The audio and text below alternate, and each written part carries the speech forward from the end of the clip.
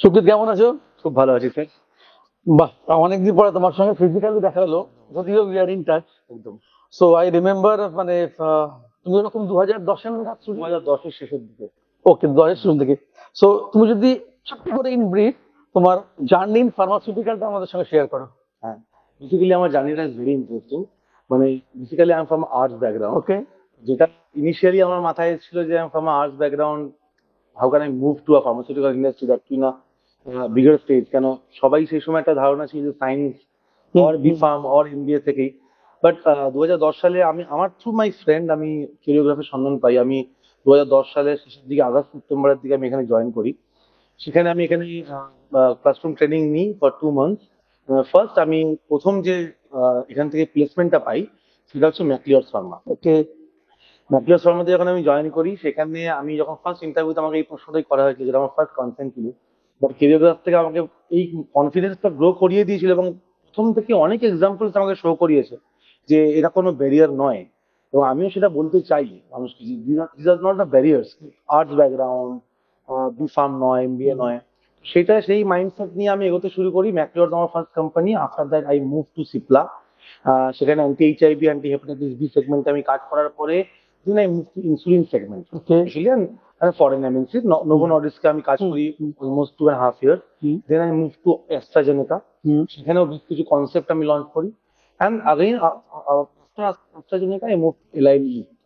মানে Lilly is the মানে world's number one insulin. Exactly. Lilly is the world number one in insulin, because they have actually invented insulin.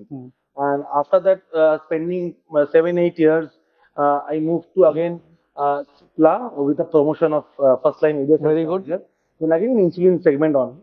তারপরে সিপলা থেকে আমি আবার যখন opportunity pi for second line, তখন আমি আমার লাস্ট ইয়ার আমি অ্যাজ এ second line regional business manager যেটা বলা হয় আমার ইন্ডাস্ট্রিতে, সেইটা আমি ইউএসবি তে স্টার্ট করি। Now I am also getting an opportunity in marketing. আমি এতদিন সেলসে ছিলাম for last 14 years. Now I am moving to marketing, completely different segment. এবং সেটা এলাই লিলিতে। Eli is coming back to India, and they are inventing a concept called GLP plus GIP. সেখানে আমি as a marketing east, I will take care full east zone. Very good. দেখো, একটা জিনিস আমি just would like to know little in depth from you.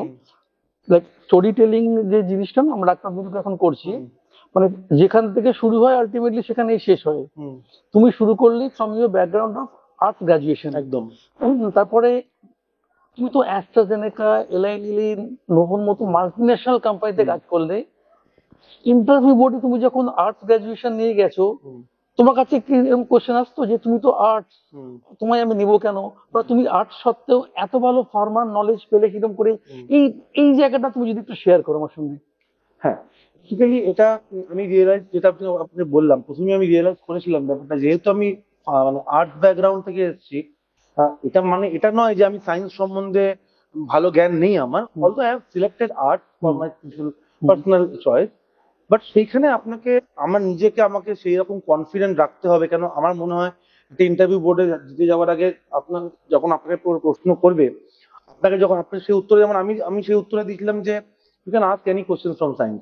That is confidence. That is my confidence. এবং সেই কনফিডেন্সটা আমি প্রথমে I have got from choreograph. অনেক এক্সাম্পলস আমি প্রথমে দেখানো হয়েছিল কেরিওগ্রাফ থেকে, দিস আর দ্য এক্সাম্পলস। তারপরে আমি নিজেকে সেইভাবে তৈরি করেছিলাম বাড়িতে, যে আমি অলদো আমি সায়েন্সটা অনেক আগে ছেড়ে যাচ্ছি, খারাপ নই সায়েন্সে, সায়েন্সে বরাবরই ভালো, কিন্তু আমি অনেক আগে ছেড়ে যাচ্ছি। হয়তো ক্লাস 11 অব্দিও আমি মাধ্যমিক অব্দি, তারপর আমি টাচে নেই। বাট সেইটাকে কিন্তু আমাকে আপডেট করে নিতে হবে, so that I can match up the science graduation standards. একদম অফ আওয়ার এক্সপেকটেশনস। একদম। তুমি যেমন কথাটা দুবার বললে যে তোমায় অনেক শেয়ার করা হয়েছিল এরকম হিউম্যানিটিস ব্যাকগ্রাউন্ড বা কমার্স ব্যাকগ্রাউন্ড থেকে তারা রয়েছে। You would be happy to know আজকে ক্লাসের স্লাইডে কিন্তু তোমার ছবি আমরা শেয়ার করি। Thank you. যে সুকৃত আমাদের 2010-এর স্টুডেন্ট, সে কিন্তু আর্টস ব্যাকগ্রাউন্ড নিয়ে মাল্টিন্যাশনালের সেলস এবং আজকে সে মার্কেটিং হেড করতে চলেছে, এখন জানলাম। একদম। সো আজকের নতুন এডুকেশন পলিসিতে তুমি হয়তো জানবেও, গ্রাজুয়েশন তুমি জানো তো, তুমি ফিজিক্সের সঙ্গে পলিটিক্যাল সায়েন্সও নিতে পারো। তোমাকে কোর সাবজেক্ট নিতে হবে, ইলেকট্রিক সাবজেক্ট নিতে হবে। সো হিউম্যানিটিস, অ্যাকাউন্টস, মানে biology is not a barrier, your concept is clear, একদম ইউ ক্যান ডেলিভার। একদম। আর মার্কেটিং এর প্রতি তোমার একটা বরাবরই প্লেয়ার ছিল, সো আশা করি তুমি যে নতুন রোলটা পাচ্ছ ভীষণ ভালো করবে ইস, এবং তারপরে আমরা এক্সপেক্ট করব very soon you will be in all India position. Thank you sir, thank you sir. আর যদি কখনো কোনো সাপোর্ট মনে হয় ক্যারিয়ার গ্রাফ তোমাকে এক্সচেঞ্জ করতে পারে, don't hesitate, just get in touch with the sir ma'am, will be so happy to support you. একদম একদম, আমি যে এমপ্যাথেটিক বিহেভিয়ারটা এখান থেকে পেয়েছি, সত্যি সেটা মানে আমি যত দিন আমার এই ফার্মাতে হচ্ছে তারপরে আমি তত রিয়েলাইজ করছি যে একটা মানে সাপোর্ট প্রথম দিন থেকে এখনো পর্যন্ত আমি যখন কিউরিওগ্রাফি ফোন করি বা কিছু করি, সেম সেম থিংস হ্যাপেনিং।